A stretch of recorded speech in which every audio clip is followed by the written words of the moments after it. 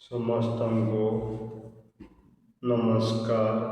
ପରମେଶ୍ୱର ଆଜି ଗୋଟିଏ ସୁନ୍ଦର ସମୟ ଦେଲେ, ଯାହାକି ପରମେଶ୍ୱର ବାକ୍ୟ କହିବା ପାଇଁ ଆଜି ସୁନ୍ଦର ସମୟ ଦେଇଅଛନ୍ତି। ଏହି ବାକ୍ୟ ସମସ୍ତଙ୍କ ପାଇଁ, ଯାହାକି ଆଜି ବହୁତ ପ୍ରକାର ଆମେ ଦେଖୁଅଛୁ ଜଗତରେ। ତୁମ୍ଭମାନ ମନ ସେହିପରି ହଉ। ତୁମ୍ଭମାନଙ୍କ ମନ ସେହିପରି ହଉ। ଆଜି ଆମେ ଅନ୍ୟମାନଙ୍କୁ ଫଲୋ କରୁଅଛୁ।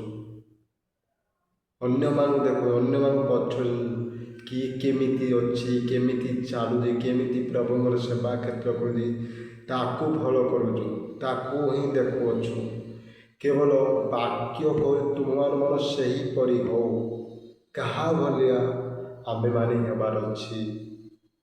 ଆଜି ବଡ଼ ବଡ଼ ପାଲକମାନଙ୍କୁ, ବଡ଼ ବଡ଼ ପ୍ରଭୁଙ୍କ ଦାସମାନଙ୍କୁ ଆମେ ଫଲୋ କରୁଛୁ। କେବଳ ପ୍ରଭୁଙ୍କ ବାକ୍ୟ କହୁଛି ଯେ ତୁମ୍ଭମାନଙ୍କ ମନ ସେହିପରି ହେଉ ବୋଲି। ପ୍ରଭୁ ଯୀଶୁଖ୍ରୀଷ୍ଟଙ୍କ ମନ ଯେମିତି ଥିଲା ସେହିଭଳିଆ ଆମର ମନ ହେବାର ଅଛି। ଯାହାକି ଆମେ ଦେଖିବା ଫିଲିପିଓ 2:5 କ'ଣ ଲେଖାଯାଏ? ଖ୍ରୀଷ୍ଟ ଯୀଶୁଙ୍କର ଯେପରି ମନ ଥିଲା ତୁମମାନଙ୍କର ସେହିପରି ମନ ହେଉ। ଖ୍ରୀଷ୍ଟ ଯୀଶୁଙ୍କର ଯେପରି ମନ ଥିଲା, ଖ୍ରୀଷ୍ଟ ଯୀଶୁଙ୍କର ମନ ଯେମିତି ଥିଲା, ଯୀଶୁଖ୍ରୀଷ୍ଟ ଯେତେବେଳେ 2026 ବର୍ଷ ପୂର୍ବରୁ ଜଗତରେ ଆସିଥିଲେ, ଯୀଶୁଖ୍ରୀଷ୍ଟ ଯେମିତି ନମ୍ରତା ଉତ୍ତମ ଥିଲେ, ସେ ଦୟାକାରୀ ଥିଲେ, ସେ ସ୍ନେହ ଥିଲେ, ଯାହାକୁ ନମ୍ରତାରେ କଥା ହେଉଥିଲେ। ଯୀଶୁଖ୍ରୀଷ୍ଟ ଯେଉଁଭଳିଆ ମନ, ଯୀଶୁଖ୍ରୀଷ୍ଟ ମନ ଯେଉଁଭଳିଆ ଥିଲା, ଆଜି ଆମର ମନ ସେଇଭଳିଆ ହେବାର ଅଛି। ଆଜି ଆମେ ଦେଖୁଛୁ ଯେ ପୂର୍ବରୁ ବିଶ୍ୱାସରେ ଆସିଅଛନ୍ତି, ସେମାନଙ୍କୁ ଆମେ ଫଲୋ କରୁଅଛୁ। ସେମାନଙ୍କୁ ଫଲୋ ନ କରିକି ପ୍ରଭୁଙ୍କ ବାକ୍ୟକୁ ଫଲୋ କର। ଯୀଶୁଙ୍କ ମନ ଯେଉଁପରି ଥିଲା, ଯୀଶୁ ଯେଉଁ ଭଳିଆ କାର୍ଯ୍ୟ କରିଥିଲେ, ଯୀଶୁ ଯେଉଁଭଳିଆ ବିଶ୍ୱସ୍ତ ଥିଲେ, ଆଜ୍ଞାବହ ଥିଲେ, ଦୟାକାରୀ ଥିଲେ, ସ୍ନେହକାରୀ ଥିଲେ। ଯୀଶୁ କାହାକୁ ପକ୍ଷାଘାତ, କାହାକୁ ନିଚ ବଡ଼ ବୋଲି କାହାକୁ ଦେଖିନାହିଁ। ଯୀଶୁ ନମ୍ରତାରେ ଉତ୍ତର ଦେଲେ, ନମ୍ରତାରେ ସବୁ କାମ କରୁଥିଲେ, ଯାହାକି ବହୁତ ଉତ୍ତମ କରୁଥିଲେ। ସେ ଯୀଶୁଖ୍ରୀଷ୍ଟକୁ ଆମେମାନେ ବିଶ୍ୱାସ କରିଅଛୁ। ସେ ଯୀଶୁଙ୍କ ଭଳି ଆମର ସ୍ୱଭାବ ହେବାର ଅଛି। ଆଜି କିଛି କିଛି ବିଶ୍ୱାସୀମାନଙ୍କୁ କହୁଛି, କିଛି କିଛି ଆଜି ଯାହାକି ଯୀଶୁଙ୍କ ଭଳି ମନ ନାହିଁ। ଯଦି ଆମେ ଖ୍ରୀଷ୍ଟକୁ ଜାଣିଅଛୁ, ସେଇଭଳିଆ କାମ କରିବାର ଅଛି, ସେଇଭଳିଆ ଆମର ଆଚାର ବ୍ୟବହାର ସବୁ କିଛି ହେବାର ଅଛି। ହାଲେଲୁୟା। ଯାହାକି ତାପରେ କହିଲ ତୁମମାନଙ୍କର ସେହିପରି ମନ ହଉ। ପ୍ରଭୁ ଯୀଶୁଙ୍କର ମନ ଯେଉଁ ଭଳିଆ ଥିଲା, ଆଜି ସେଇଭଳିଆ। ଯାହାକି ଆମେମାନେ ସମସ୍ତେ ପ୍ରାର୍ଥନା, ପ୍ରଭୁ ତୁମରି ଇଚ୍ଛା ଅନୁସାରେ କାର୍ଯ୍ୟ କର। ତୁମ ନମ୍ରତାରେ ଚାଲିବି, ତୁମରି ଇଚ୍ଛା ଅନୁସାରେ ଚାଲିବି, ସେଇଭଳିଆ ମୋତେ ବ୍ୟବହାର କର ବୋଲିକି ଆମେ ସେଇଟା ପ୍ରାର୍ଥନା। ମୋତେ ଏଇଟା ଦେ, ସେଇଟା ନାହିଁ। ପ୍ରଭୁଙ୍କ ନମ୍ରତା, ଯାହାକି ଆମେ ଦେଖୁଅଛୁ, ମୂଷା ଗୋଟେ ନମ୍ରତା ବ୍ୟକ୍ତି ଥିଲେ, ଯୋସେଫ ବି ନମ୍ରତା ବ୍ୟକ୍ତି ଥିଲେ, ଆୟୁବ ବି ନମ୍ରତା ବ୍ୟକ୍ତି ଥିଲେ। ସେଇଭଳିଆ ଆମେ ନମ୍ରତା, ବିଶ୍ୱସ୍ତା, ଯାହାକି ଭଲ ଭାବରେ ଆମେ କାର୍ଯ୍ୟରେ ଆଗକୁ ବଢ଼ିବାର ଅଛି।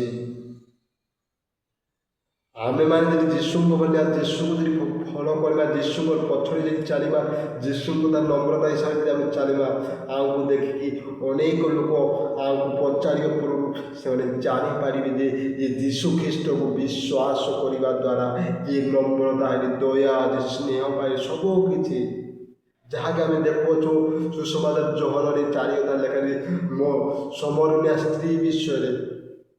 ସେ ସମରନ୍ୟା ସ୍ତ୍ରୀ ଦ୍ୱାରା ସେ ଗ୍ରାମ, ସେ ରାଜ୍ୟ ଉଦ୍ଧାର ପାଇଲା। ସେଇଭଳି ଆମେ ନମ୍ରତା ହେବାର ଅଛି।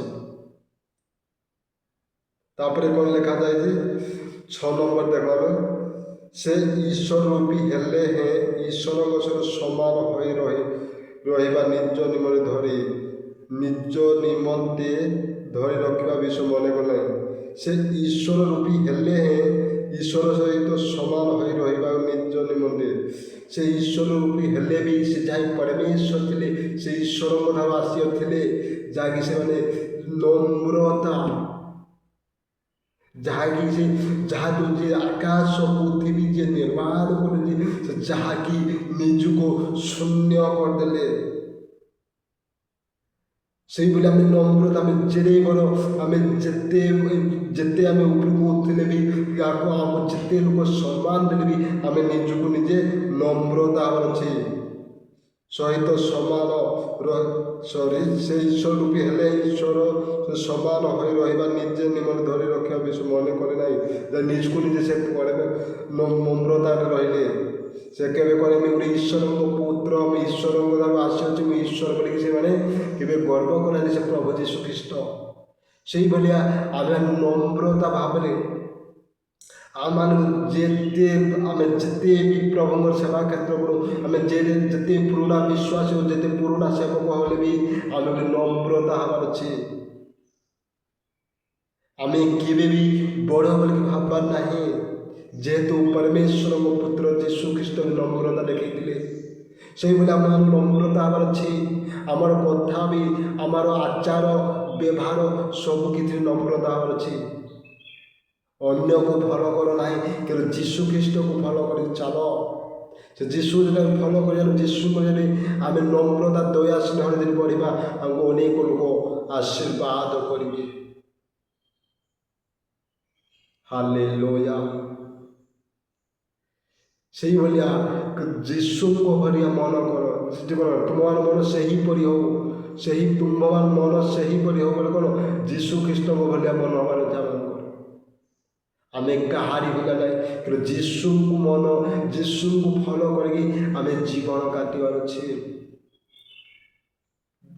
ଓ କୌଣସି ବିଶ୍ୱାସୀକୁ କାହାକୁ ଦେଖୁନାହିଁ, କିନ୍ତୁ ପ୍ରଭୁଙ୍କର ବାକ୍ୟ ଯାହା କହୁଅଛି ପ୍ରଭୁଙ୍କ ବାକ୍ୟ ଅନୁସାରେ ଜୀବନ କାଟ, ପ୍ରଭୁଙ୍କ ସ୍ୱଭାବ ଆଣ, ପ୍ରଭୁଙ୍କ ଇଚ୍ଛାରେ ଚାଲ। ଦେଖିବ ଆଗାମୀ ଦିନ ଆପଣମାନଙ୍କୁ ଦେଖିକି ଅନେକ ଲୋକ ପ୍ରଭୁଙ୍କ ଠାରୁ ବିଶ୍ୱାସରେ ଆସିବେ। এই ଛୋଟିଆ ବାକ୍ୟ ଦେଇ ପ୍ରଭୁ ଆଶୀର୍ବାଦ କରନ୍ତୁ। ପ୍ରାର୍ଥନା କରି ସମାପ୍ତ କରିବା। ହାଲେଲୁୟା। ଧନ୍ୟବାଦ ଯୀଶୁ ବାପା ପ୍ରଭୁ, ତୁମର ଯେଉଁଭଳିଆ ମନ ଥିଲା ବାପା, ପ୍ରଭୁ ତୁମେ ନମ୍ରତା ଥିଲ, ଦୟା ଥିଲ ବାପା ପ୍ରଭୁ, ସେଇଭଳି ପବିତ୍ର ଆତ୍ମା ସମସ୍ତଙ୍କୁ ସାହାଯ୍ୟ ନମ୍ରତାରୁ ପବିତ୍ର ଆତ୍ମଚାରେ ସାହାଯ୍ୟ। ଧନ୍ୟବାଦ ପ୍ରଭୁ। ପ୍ରାର୍ଥନା ଶୁଣି ଛୋଟ ପ୍ରାର୍ଥନା ପ୍ରଭୁ ପ୍ରିୟ ଯୀଶୁଙ୍କ ନାମ ଅଛି, ଆମେନ୍।